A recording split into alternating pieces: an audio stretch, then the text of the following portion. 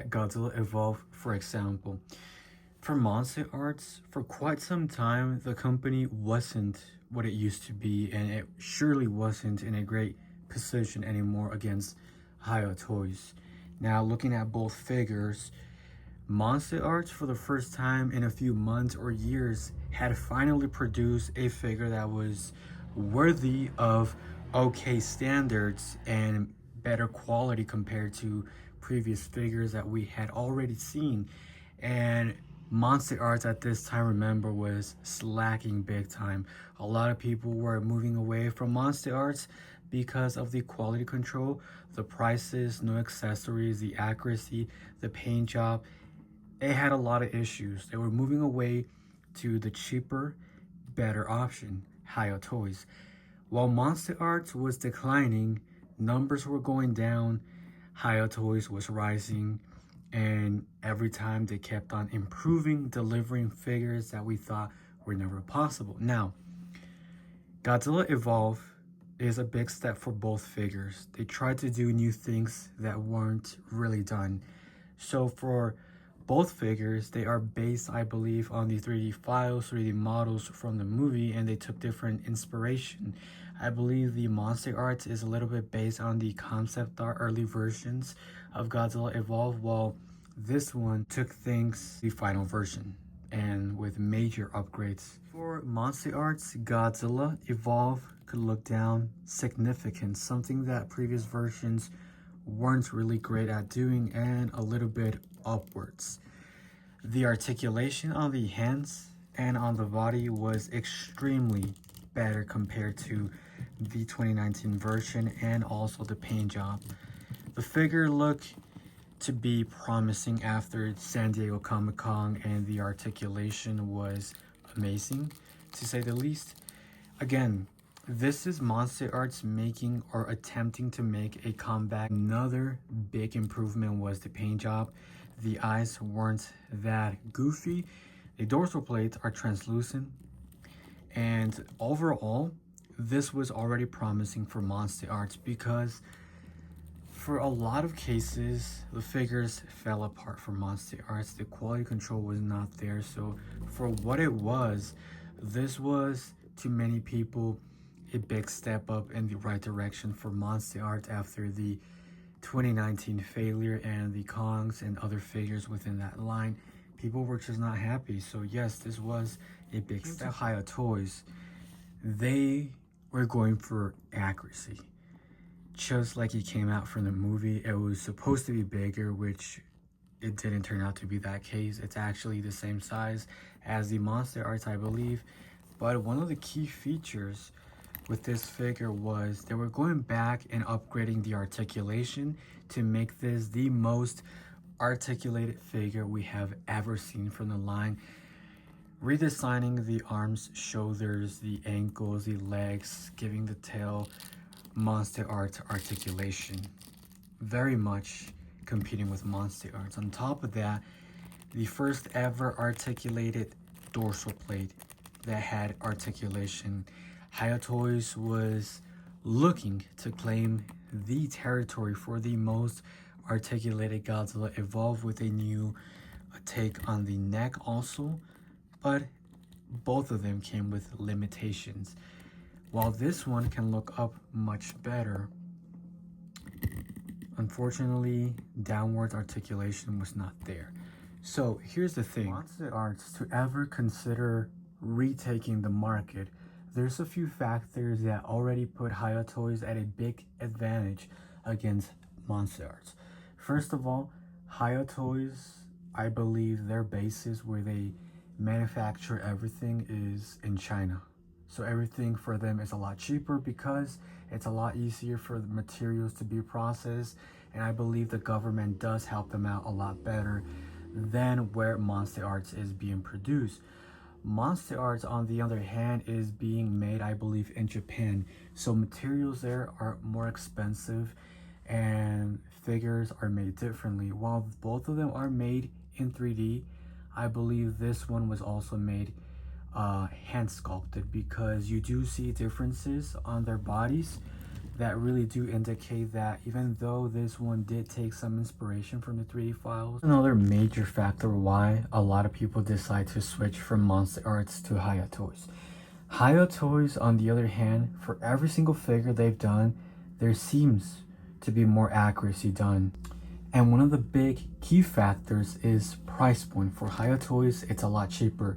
Most figures are around $50 to $60 and above with the bigger figures, where something of the same size that offers almost identical articulation is 2 times or even 3 times more expensive. If I remember correctly, the MonsterArts Godzilla Evolve was almost $200 for me, while this one was around 50 something for me. And the articulation differences is not that big. There is differences, but not big enough. Now, MonsterArts on the accuracy did improve big time, especially compared to that Godzilla 2019 that's so horrible. The mold, the accuracy, the details have been lost on that face. But still, a lot of people do prefer Hiya Toys over MonsterArts now. For the next comparison, we're going to move on to Kong. Unfortunately for MonsterArts, I couldn't find the original head sculpture, but I do have a custom one that I did. That's why the colors don't match. But anyways, I want to emphasize something. Back when this came out, this was amazing, okay? Didn't have any Kongs besides the original one that MonsterArts did, and this one was a big step up. Although it had some problems standing up, and overall, we started to notice that the facial expressions, the accuracy was not there for this figure, and the colors just did not match. It felt cheap. After what Hiya Toys had delivered with the original Kong, this was definitely the better figure, quote unquote, compared to MonsterArts. Now, this was when Hiya Toys was very new into the whole articulation game, and especially with Godzilla figures. And you can see the articulation was still miles, years behind what MonsterArts was capable of doing. But regardless, a lot of people did like what Hiya Toys was doing because the size difference is very noticeable and the details. Now, years later, Hiya Toys killed it. Hiya Toys today now claims the throne as having the best Kong ever. With this one and the Gauntlet version, which is the Beast Glove version of Kong, and introducing marble eyes. Overall, Hiya Toys already has an advantage, doing new things for figures. The details, the articulation, everything was redesigned, redone from the ground up. And on top of that, from going to this axe that you see right here, they went with a more accurate version with more details, and it's translucent. You also notice there's a size difference between both, and with accuracy, no longer does MonsterArts have the advantage with articulation or details. That goes on to Hiya Toys and the price tag. Now, what made Hiya Toys rise to the top and overthrow MonsterArts, to many of us at least? I know there's some people that still believe that MonsterArts is on top of the game. So first of all, Hiya Toys was always listening to their community. A lot of people did not like the original Evolve Godzilla. They went back, took a few years, they redesigned the articulation, design, and everything in general to improve on that. Same thing with Kong. Kong was a very surprising, amazing figure.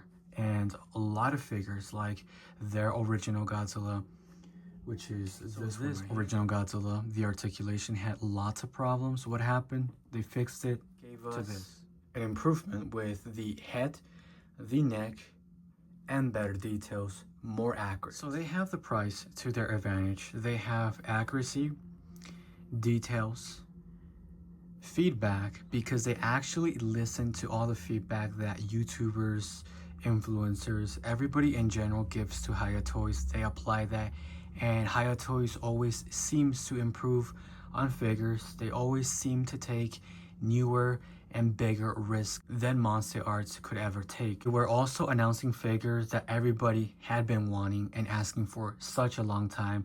It was announcement after announcement, and that was very surprising. And that's what made a lot of people switch over from MonsterArts to Hiya Toys, because Hiya Toys was the company and the rival that MonsterArts always needed for better competition. But unfortunately, improvement started to happen until recently with Godzilla 2000. Many people have been praising and have been saying that MonsterArts could possibly be making a comeback and fighting that on.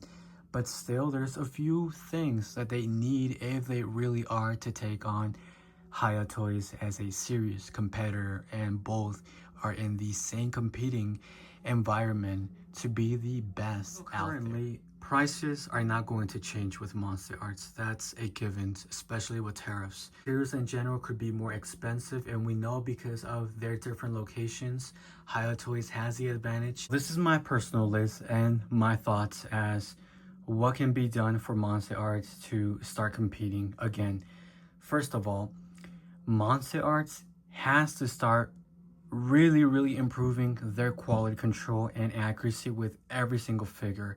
Instead of giving two fucks about their figures, they need to really step up their game when it comes to quality control and their accuracy, and also details. Details have to be improved 2 times, because Hiya Toys already has everything, mostly everything in their favor when it comes to those things. Now, prices are not going to change because of what I've already said, the location differences and the materials. So what can be done? In this case, MonsterArts needs to start adding more accessories like they used to with their original releases, and start making it be more worthy to the consumer. Because if a regular standard figure like Godzilla Evolve is going to be priced at $140 to $160 versus, quote unquote, let's just say the most expensive version of this Godzilla Evolve could be at $60 to $70, right? Most people are going to lean towards Hiya Toys because of that difference in price and maybe accessories. So for people to start seeing a worth on this figure or those figures from MonsterArts, they need to start seeing accessories that make sense with those figures.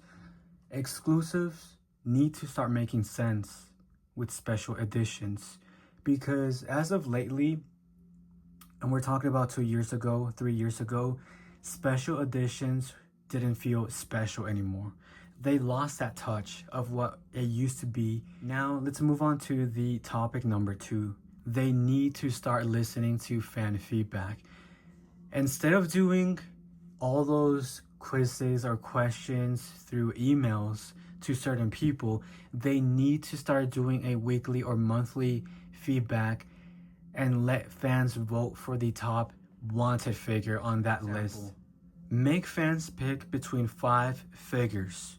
From those 5 figures, only the top pick will be the next figure to be made. With accessories, moving forward has to be a standard. Not only that, but if there's mistakes done with the head sculptures, like the original Godzilla 2019 where it had that awful sculpture, if you see there's issues like that, you need to go back to those figures and actually fix what is needed. Listen to the fan feedback. For the longest time, we always complain about Kong, the face, the Godzilla 2019, and other figures that were simply not there when it came to them listening to our feedback and going back to those figures and actually applying those changes. That is why Hiya Toys became so popular as well, because every mistake they've done, they've always learned from those mistakes, and we saw improvements. They don't just make figures just to make them. No, if there's a way for them to improve, they do it, and we constantly see Hiya Toys evolving.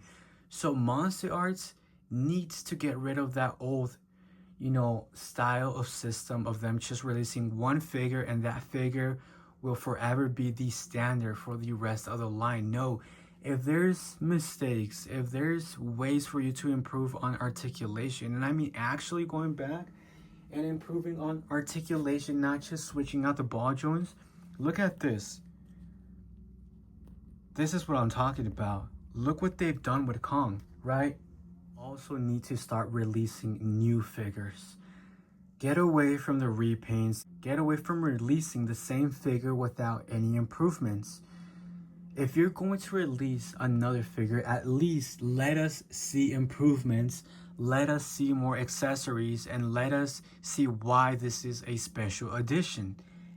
Number 4 or number 3, making all those highly requested figures everybody has been asking for. As of recently, they are sort of competing. We saw this with the original Godzilla X Kong, the New Empire figures. Surprisingly, MonsterArts released them all within a year, I believe, or almost.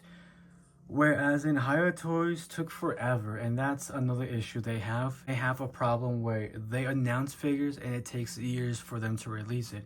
Now, here's another thing MonsterArts could do to have their... Okay. Now, with Godzilla 2000, a lot of people are praising that figure, but it's not perfect. It does have some issues, but from what I've seen, it's a really great figure. The articulation is there, the accuracy, the eyes, and some things are there, but Hiya Toys still has that magic that makes their Godzilla 2000 just a little bit better, because their paint job is better, their accuracy is better, and details. And yes, both of their Godzilla 2000s are different versions. I understand that.